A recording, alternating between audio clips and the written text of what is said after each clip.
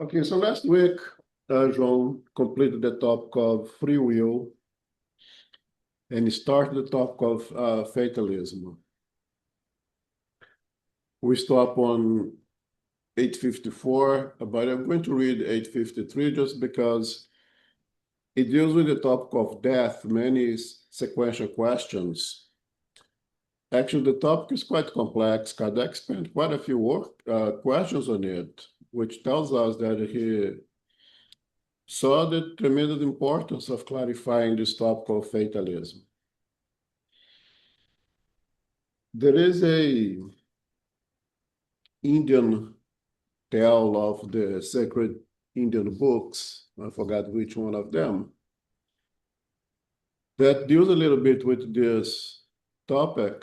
And I want to tell you guys, maybe you guys already know it, because it will help for us to understand this thing of fatalism, free will, determinism. We can try to break down the significance of these words. And I think this tale is very significant to help us. So it goes that there was a man in a small village in India who were able to predict the future of people. He was very good and he was consistently getting things right. And because of it, he became very wanted and very famous in the region. But he was never comfortable with it. He didn't like it himself. He had that ability, but he understood that predicting people's future could be good and bad, and nothing was written in stone. But people didn't understand that.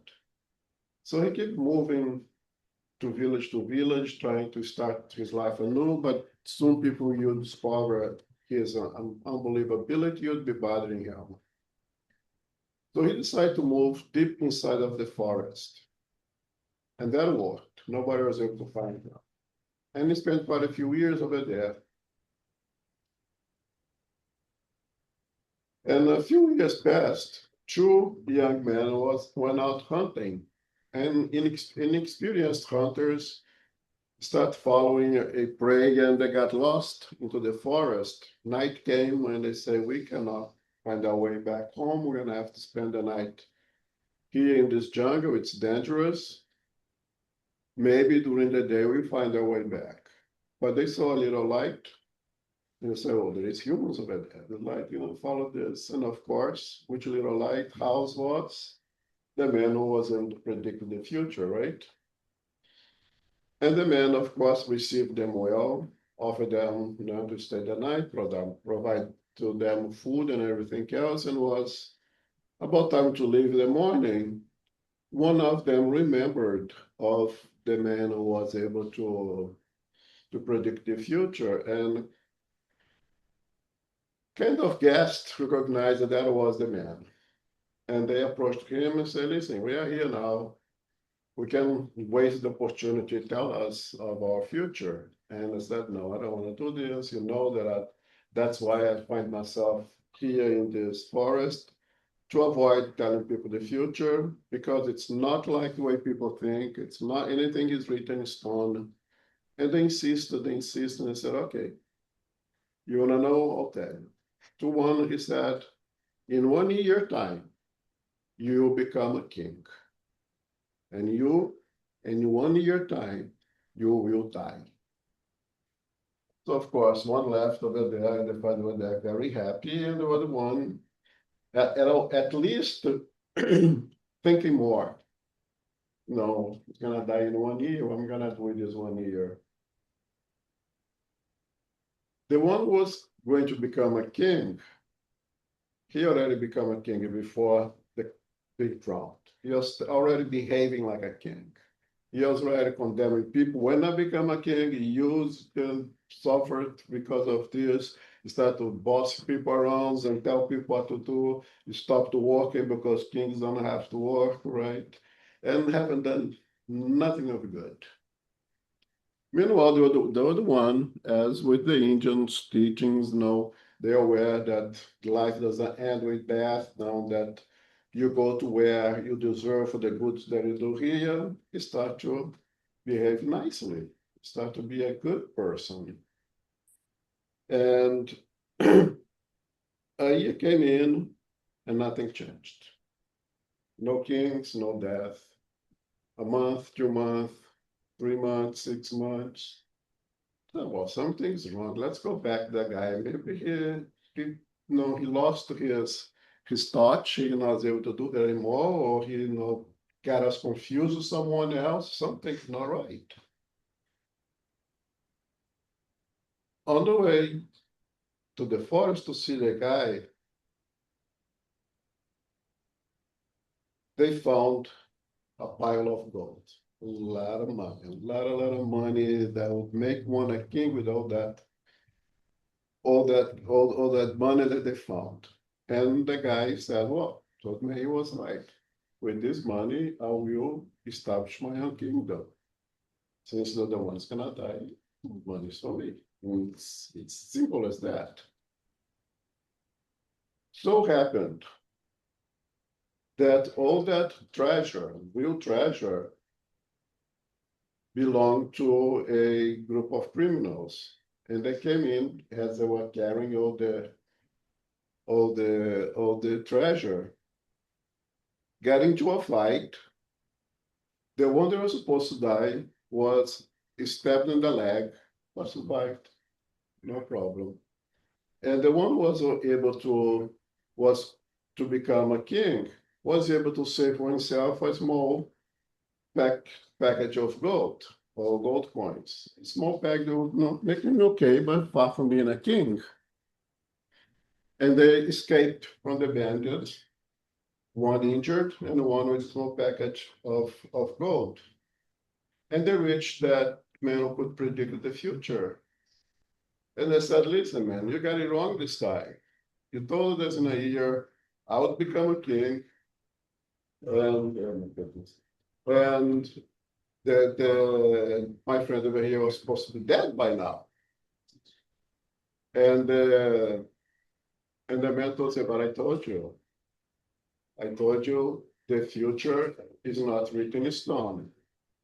I told you that we may change our future with many different circumstances. You were able to become you were going to become a king if you have lived your life from the time I told you in your time that deserve to be crowned. But you were foolish, you were proudful, you were attentive, you start to hurt people, and instead of become a king, all there was left for you was this little bag of gold. Now you're supposed to be dead in a year's time. But all the good that you did, you have so many people. I have a list over here, all the people who benefit from you preparing yourself to die. That instead of dying, all you got was the injury in your leg that will be recovered. This tells us everything that you need to know about free will, about fatalism, about determinism. The next topic in this book is those who predict the future. I know I went a little bit ahead, but I think it amplifies very good this topic of free will, fatalism, determinism. Free will was already called by John. The doctrine state was that we do have an ability of making choices, an ability to choose which directions we want to go. Our free will is limited, thanks to God, by our ability of making those decisions. That means that mom and daddy does not give all the free will to a 5 years old. Mom and dad does not allow the kid to make the choice they want. The kids don't choose what they're gonna eat, which school they're gonna go to, how they're gonna dress to go to school, because if it's snowing a day and the kid wants to go in shorts, mom not gonna let them do that. So their free will is somewhat limited because they're not able to make wise decisions yet. as we evolve, we should, at least should, be able to make more decisions, right? If you look at a chronological age here, by the time we become just before the teenage years, you have a little bit more free will. You may choose which clothes you're going to wear because you have an idea of cold and hot, but with limitations, of course. You're still not able to choose which school you're going to go to, but once you get to high school and college, then you have more ability to make decision, which course you're going to take and everything else that's denied for you because you're not able to make those decisions yet, it increases. So it is in our spiritual development. As we acquire more and more intellectual and moral conquests, then we are able to make more and more decisions, it increases. So it's easy to understand that the moment that we are individualized, that you become an spirit, that you receive the dividing laws in our conscience, we have like the little dot of free will, similar most to the more evolved animals. You may choose minimal things. Most of our life is still dictated by instinct. And as we progress, we will have more and more and more and more ability to make decisions.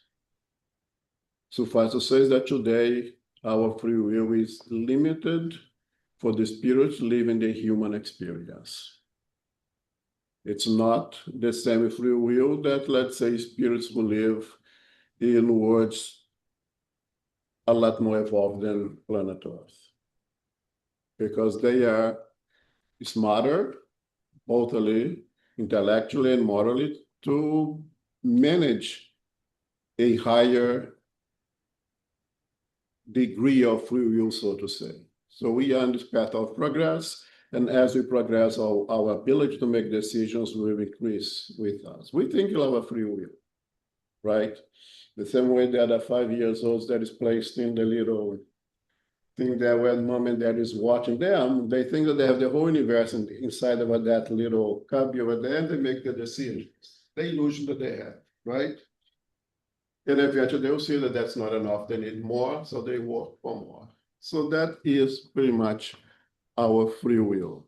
Free will can be taken away from us temporarily in order to prevent us to hurt ourselves or to hurt others. Free will is not free. We need to be able to, you need to be responsible to use it. If you abuse it, if you misuse it, it may be taken away from us temporarily. The same way that you have the free will of walking the streets, but if you commit some kind of crimes, they put it in prison. They take the freedom from us.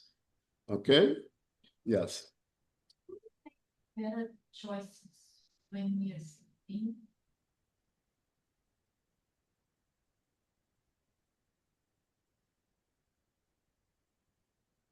The short answer would be yes, because being free from the physical body, we expand our abilities of understanding the same things.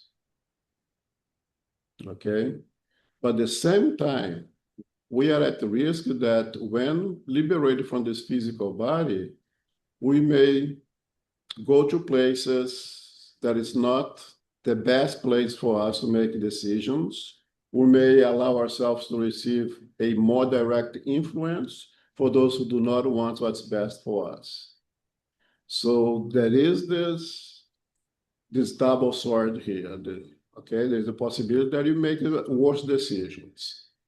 But without the limitations of the physical world, you'll be able to see the circumstances of your life, what's happening to you from a different angle, from an up way, and make better decisions because you see things better, right? It's like you may have the opportunity to go on the top of the mountain and see things with an aerial view and see a much better scope of what you can see what you are incarnate. Okay? But I won't say that it'll be that much far out of the possibility, but the possibility of making better decisions while liberated from the physical body, yes, yes. But then again, we're gonna come back to the physical body. And what do you do with that, with those decisions? Right? For all the plans you made? Yeah, when the physical body comes in and puts all those needs upon you, would you be able to stick with that better decision? Right? I mean, you may have the bad ideas are there, but when it's time to apply it, will you weaken ourselves? Then the risk for praying and vigilance is very important.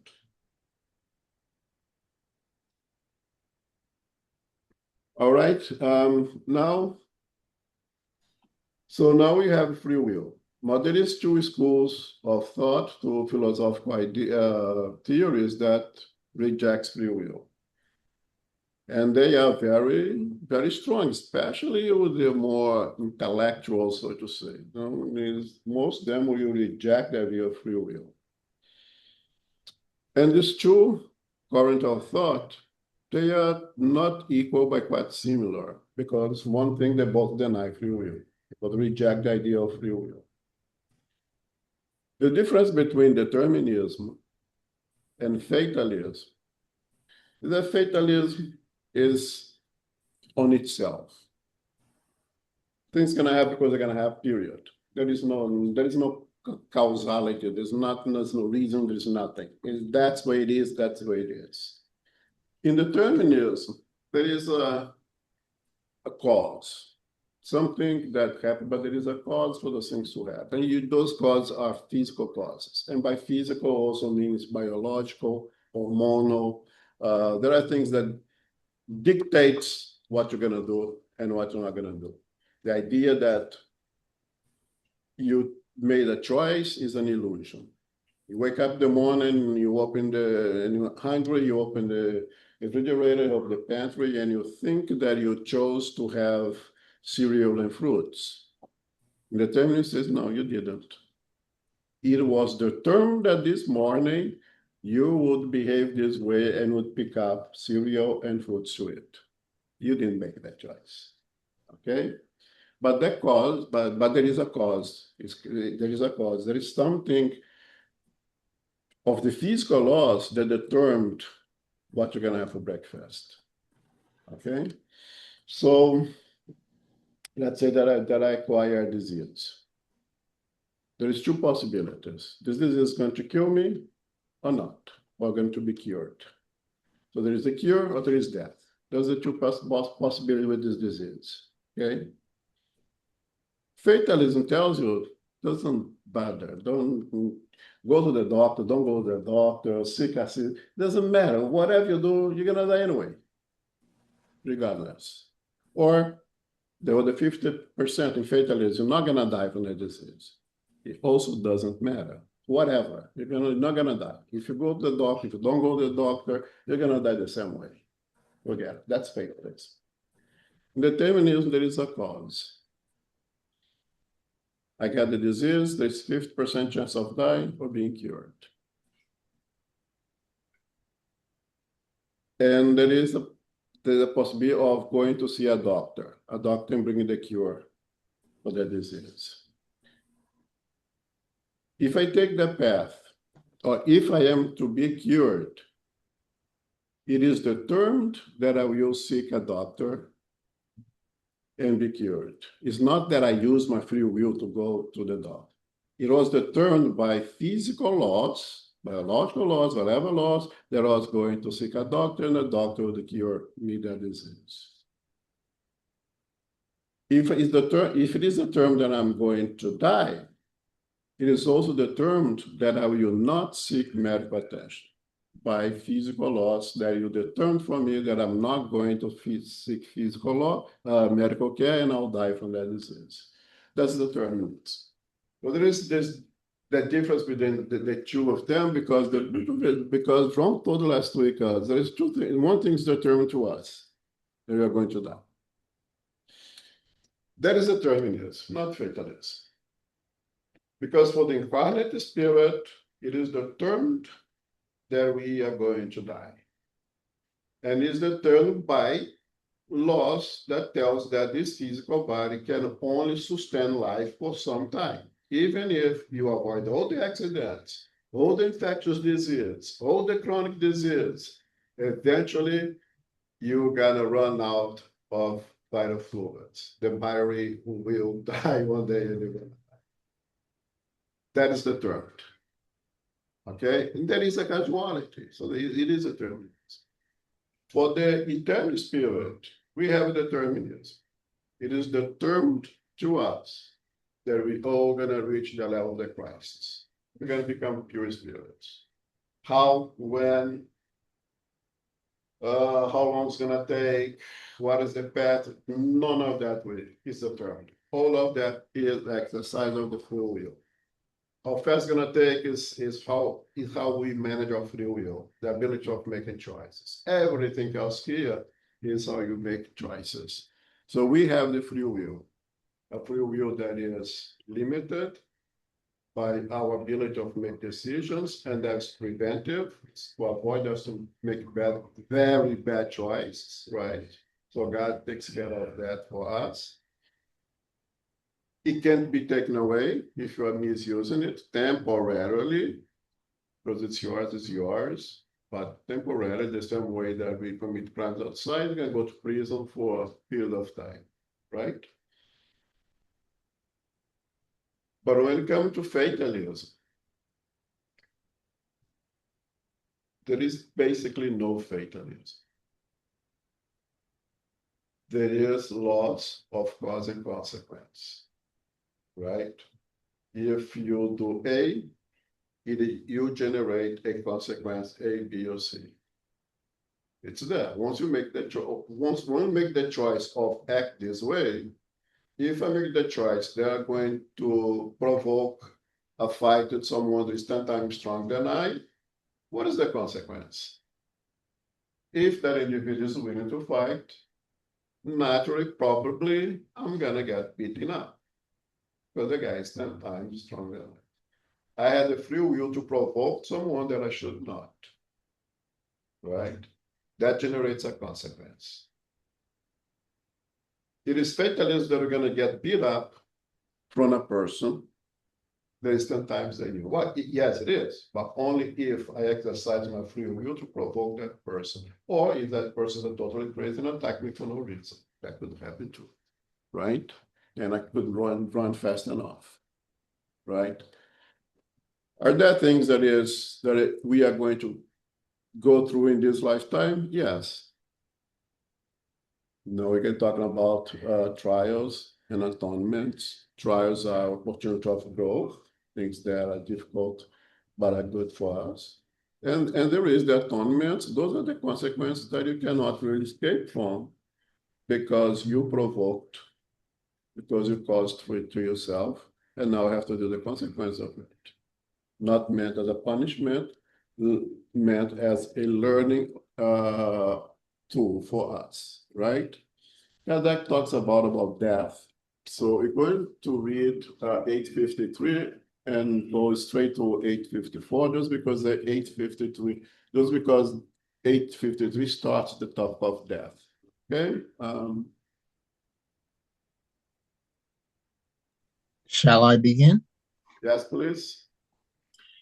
Some people escape one danger only to fall prey to another, as if it were impossible for them to escape death. Is this not fatalism? Nothing is predestined in the truest sense of the word, except the time of death.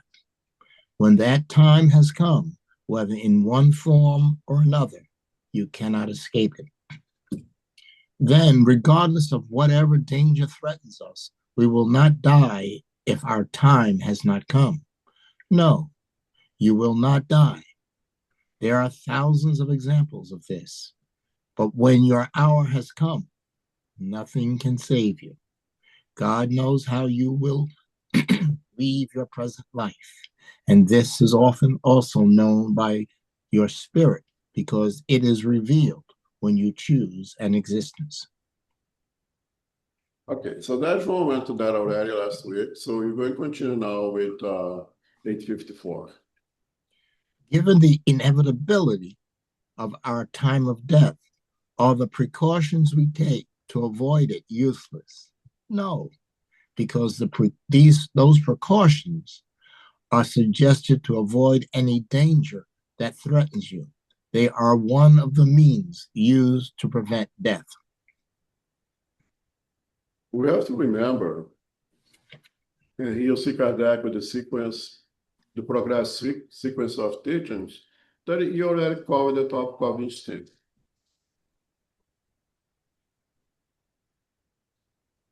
And one very powerful instinct that you have is the survival of our instinct of survival. That we want to stay here in this physical world as long as possible. We do everything that we can to live another hour, another day. That instinct alone will lead us to prevent anything that could lead us to death. And you also stated already that intelligence has the ability of overcome instinct. And with intelligence, we develop all those high-risk things, sports, there's a sport with that literally individuals are playing with death, putting themselves at a very high risk of death. They do it for sport, they do that utilizing the intelligence, and to do that, they have to overcome this very powerful instinct. They have to go over this instinct. Those sports have many means of trying to prevent disease, a death, a crash, the clothing that they wear and everything else is thought to prevent that as much as possible, but it is still a very high risk. Those individuals are taking those risks. And the question is, given the inevitability of our time of death, and again, the time of death, it's not January 2nd, 1958 at 3:27 p.m.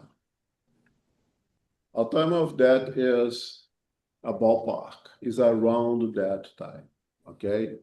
And I'm gonna tell you, is that a year, within a year, within 2 years, I don't know. That will be very dependent on the circumstances of what this person is doing, of how that person is living its life, or how this person is being helpful to that community or not being helpful to that community, how our individuals around this praying for this guy so the man is a few things there, but it'll be around that time that it will happen. We also studied already that the type of death is pretty much established over there. So it'll be a chronic disease, it'll be a violent death. If it's violent death, it'll be in many ways an accident, it'll be a knife, it'll be a bullet, different things. But it'll be the type will be a violent death.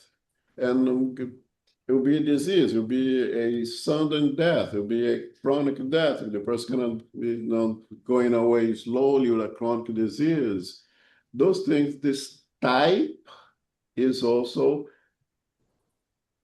already predicted by prior to our incarnation, and very often the spirit participate on those decisions making, like how it's going to be, okay? In the book Thought and Life, I didn't bring mine, and it's the one here. Emmanuel dedicates a good part of the book to the will. And he states that the will is so important in our lives. It's such a determinant force of everything that we are. That's the most important thing that we have. That with our will, we can even change those things death was so strongly for us to go through. Let's say dying of a chronic disease. We may have such a strong will and put their will to work so hard that you may interfere even with that. Now, that could generate good and bad consequences. Can you exercise your will to do things that no? Maybe your will was you already planned that you're gonna live a life of poverty, or at least far from being rich. But you exercise your will when you arrived here with so much strength, you put so much desire and become rich that you may become rich. Because again, things are not written in stone. We have that free will. Now that could generate, will generate consequences. You're gonna have to deal with those consequences.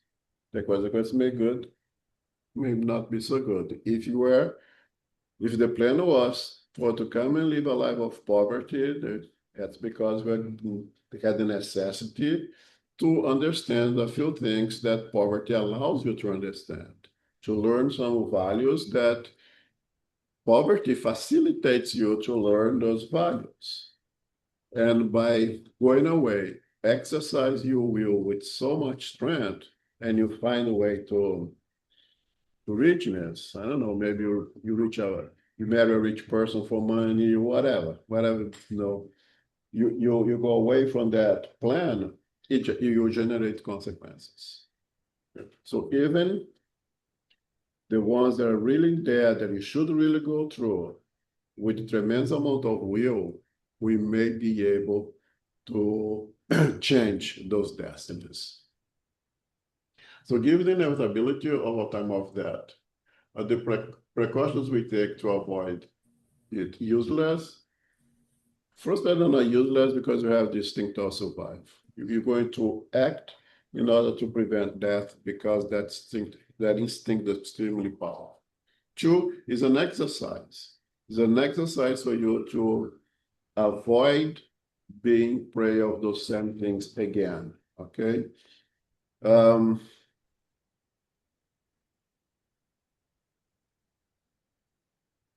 And they are the cause that allows you to continue to live. Okay. If you don't do the things that you are required to avoid the death, then you probably die. So they are not useless. On the contrary, they are important.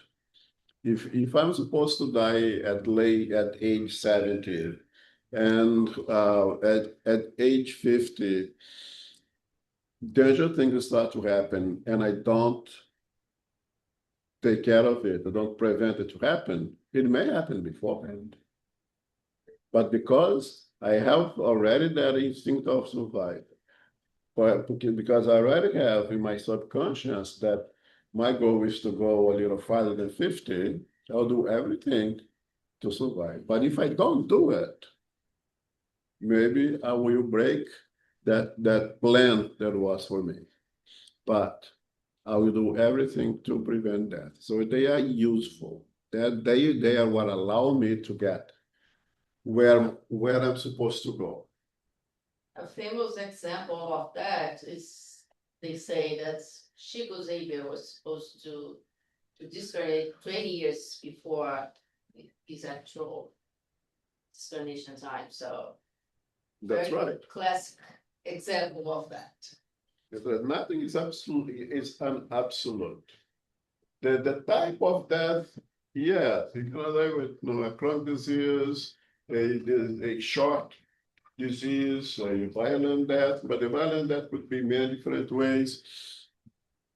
And the time will be a ballpark, at 70, 75, 85, but there is not a date and a time for you to die. And yes, you need to do the things that prevents death so you can get where I'm supposed to go. Otherwise, you're not gonna get there, right? Any questions? All right, 55. Why does providence make us encounter dangers that have no result? When your life is in peril, it is a warning to turn you away from wickedness and leave you better off. When you escape this danger, and while still feeling the emotions stimulated by the danger you encountered, you think according to the degree in which you are influenced by good spirits to mend your ways. If a bad spirit dominates, in using the word bad, I am referring to the evil that is still within that spirit.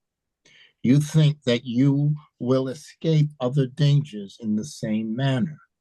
And once again, you give free rein to your passions. Through the dangers that you encounter, God reminds you of your weakness and fragility of your existence. If you examine the cause and nature of the peril you have escaped, you will see that in many cases, its consequences would have been the atonement of some fault you have committed or some duty you have neglected. God wants you to reflect upon and correct your faults. Okay. In the Portuguese translation, there's an initial phrase that is a little bit different from the English. And I forget my book in Portuguese. I'll now see if you can see the little one that we have here.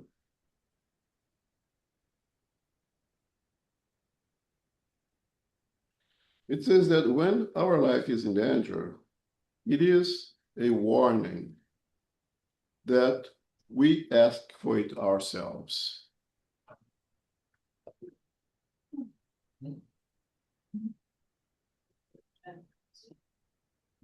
What that means, that the question is, why does providence make us encounter dangers that have no result? What it means have no result? It may have no result means that if I am supposed to live until 70 and encounter dangers at 70, I'm not going to die from it. So there's no result. That's what it means by no result. But the spirits are telling us here that we, in our reincarnation plan, in the Brazilian interpretation, you are already asked to be reminded continuously of those dangers, to help us to value our life in itself. We only know light when we experience darkness. If you are born in a place that is like 24/7, and we don't sleep when anything is always light, you don't know light, because that's not, in order to know light, you need to experience darkness. Once you experience darkness, say, oh, so there is something different. There is light and light. Otherwise, it's just what it is, right? If we live our lives without taking any risks, we may start taking chances, starting to devalue the treasure that life is. But when we are placed in some kind of danger, where life could be taken away from us, we value it. And some of us in the spiritual world already asked for it. Oh, I have a tendency to be very careless. I have no, in previous incarnation, I can see on my file over here all the foolish things that I did. Can you give some warnings? Can you give some reminders of how valuable is this existence? How valuable this next incarnation will be for me? So I can really try to accomplish all those things that I'm supposed to do. And they will give you those reminders. And they will also, with this, exposing you to those dangers that, no, you're not going to die from them. But you have developed forgetfulness. You don't remember those things 100%. You may have a premonition that, no, I'm supposed to live longer, but at the same time, you don't know for sure, because you don't remember that plan continuously, right? So, and on top of that, you have this instinct of survival that makes you try to stay here as long as possible. But again, intelligence can trump instinct. And some individuals may be totally careless and have wasted reincarnations with their carelessness, not being careful enough, and say, and they asked, as the reincarnation plan already, say, can you guys give me a little reminder of how precious this incarnation is? How good it is to have the opportunity to have a physical body and stay there for as long as I can? And they will provide you those encounters that put your life at some kind of risk. That will remind you of how precious it is. Something that you already asked to happen to you, and the divine providence may chose that it was good for you to go to those experiences. Okay. Another thing also deals with the good and bad spirits. When you escape this danger, and while still feeling the emotion stimulated by the danger, you encountered, you think according to the degree in which you are influenced by good spirits. Means that if you are always think of the good spirits around you, you remember to be grateful to them. You remember that those good spirits are the ones who helped you to avoid that danger or to be able to overcome that danger. If a bad spirit dominates, and Kardec put in the comments over here that a bad meaning that still have evil within them, you think that you escape all the dangers in the same manner, and once again you give you free rein to your passions. So I passed this trial. I dance with death, but I get the best of it. I can do that anytime I want. The good spirit is going to guide you to this. The good spirit is going to lead you to. You can take your chances. You're not going to die. You're strong. You're smart. You're good enough. You don't need to. You can be restless. You can be reckless. You can do whatever you want. If you have the good spirits in mind, if you're more attuned to the good spirits, you'll be grateful then and say, I have to be careful, more careful next time. I have to prevent putting myself in this position next time. It depends on who you are tuning to, right? Through the dangers that you encounter, God reminds you of your weakness and the fragility of your existence. That is the thing that you may ask the good spirits to help us. Put me to some kind of danger so I can be reminded of the fragility of my existence, of the beauty it is of having this existence here. If you examine the cause and nature of the peril you have escaped, you will see that in many cases, its consequences would have to be the atonement of some fault you have committed or some duty you have neglected, which equal, right? God warns you to reflect upon and correct your faults. So once I was placed in peril, even though I had asked for it, divine providence offered the opportunity. Very often the cause of that experience is some bad decisions that I made. You know, something silly enough was to provoke a guy 10 times stronger than I. Right? Something led me to be exposed to those dangers. It's something that was some bad choice that, well, now that I made, no, I'm gonna jump with, I don't know, of a hill with those wings things without having the necessary experience. I can do it. You don't need to practice this thing, just give me the wings and I'll do it. If you escape that, and if you dance with death and you escape death, if you are more connected with spirits, you'll say, gosh, I did something really stupid. I could have died in that. I could have shortened my incarnation. I have learned the fragility of my existence. To do this kind of thing, I have to be well prepared. I have to be well trained before I do something like that. But if a monster is the best experience, say, nah, you see that? You don't need the experience. You can do that again. You can do even worse than that. You're good to go. So I think this question is extremely important for us to keep that in mind also. And it has a lot to do with that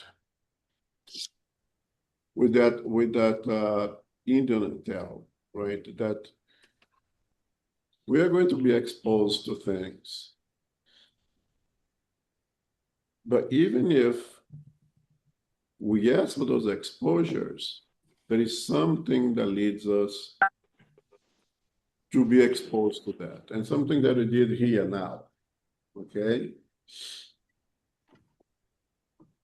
Elmo, in the answer, they suggest us to check some other questions. 532, the answer from the spirit is, and a piece of that. God has given you intelligence. When you use it, you enable friendly spirits to help you most effectively by way of suggesting constructive ideas. So exactly what you said. So use your intelligence to connect with spirits. Yeah, this is a very good point. Those suggestive questions that you should go and see before.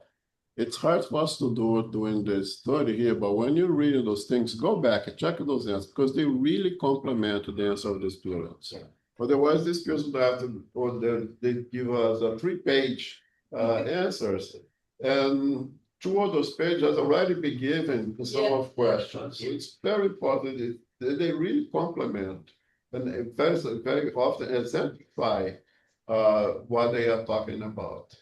So we have intelligence and we have conscience. With those 2 things, we should be able to use our free will wise, doing what's right. And when you do that with the good intentions, we're going to vibrate at a level that will be more associated. The spirits are there to help us and not to create more problems for us. But the other way, if you misuse, if you choose the wrong path, if you don't care for the laws imprinted in our conscience, we misuse our intelligence, and with those 2, we're going to abuse our free will.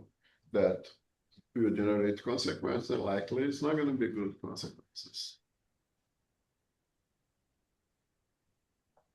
I learned something in psychology today that I found it very interesting. That is exactly related to what you said. Psychology has a term called PTG, which is you have PTSD, right? Post-traumatic stress disorder.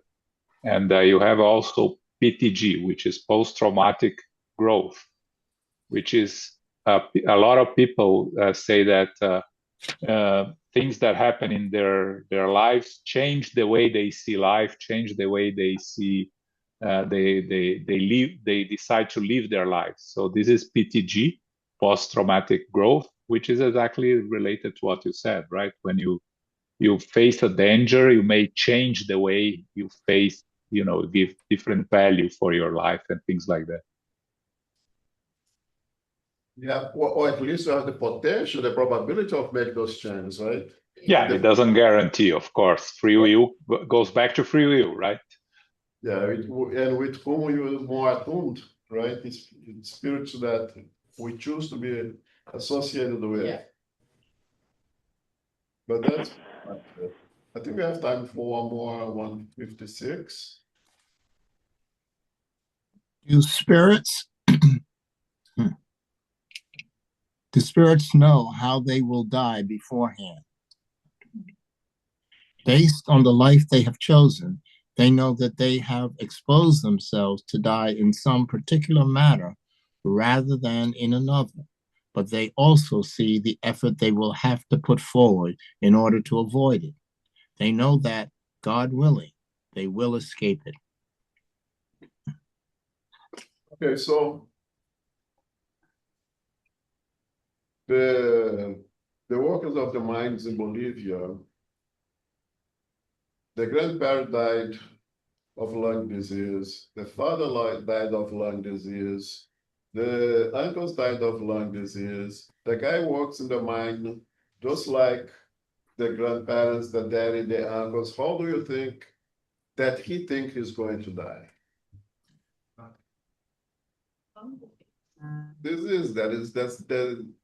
That's the probability, at least, it makes a lot of sense for me to have that prediction that that's the fatality that awaits that awaits that individual. Someone choose a career, let's say, police officer, and choose to work in high danger field. Dealing with bandits and bullets flying right and left, and bandits that seeking to eliminate police officers. How do they think that they going to die? There's a great probability that they may die from a violent death, right? And they who also will have to do what's the silver hero. But they also see the effort they will have to put forward in order to avoid it. Right, so if you work as a police officer in high areas of high danger, you probably very careful, gonna use all kinds of protection that you is available to you and everything else, but you have an idea of what may be a cause of death. Here in our life, that's based for us in our life here, right? It depends on what we do for a living, depends on where I live, depends on what is the statistics tells me how people live in that area, in that field. I'll have that. But as an spirit, I also have a little bit of an intuition of how it's going to happen. Okay. And in some cases, that intuition may even lead me to stick to that way of life. No, but that's where I'm going to go, fine, and that's where I'm going to go. Or lead me to opposite way. I don't want to die. I want to live forever. I'm gonna not do this kind of things anymore and try to avoid it. Okay. And let's say the mining workers say, no, I don't want the fate of my dad, of my grandfather, I'm gonna leave this work and I'm move from here. No, you become a lawyer, start to work on a wonderful building as a lawyer, the building catches a fire, you escape the fire, but you die of smoke inhalation. Still died of hallucination. Oh my God. But you have that idea that those things may happen to you. I'll put a note of it. Or he becomes a smoker. Or if you become a smoker, yeah, it didn't help you pause very much, right? That'll do it, yeah. I have an idea that I'm gonna probably with mine. I have just intuition that comes to my mind from time to time. And you go and start smoking. If you smoke, you should not try to stop smoking, right? I think the time has come. Yeah, I've said it. I have 3 minutes left. Any questions? Any comment?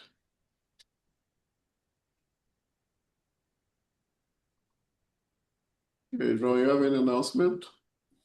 This Sunday we'll be studying the Medium's book, right? Yeah. And this Saturday we have a talk by, let's see here, who's going to give the talk?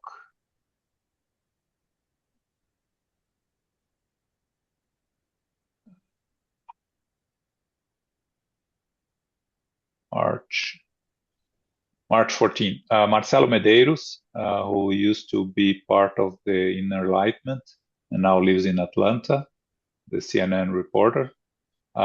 He's going to be talking on Don't Be a Spiritist Order. This is Saturday, 11 a.m.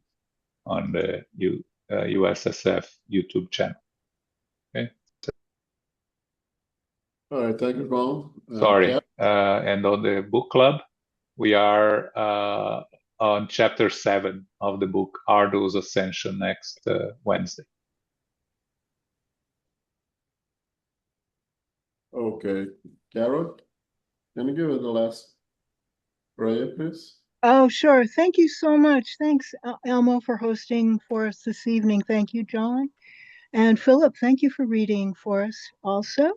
And everyone who is here, thank you for participating. Infinite Creator and Supreme Intelligence, we give thanks to be together again for our studies of the Spirit's Book, Book 3, Chapter 10, topic being Fatalism. Free will is somewhat limited for children. As they progress and develop, their abilities will help them make proper decisions.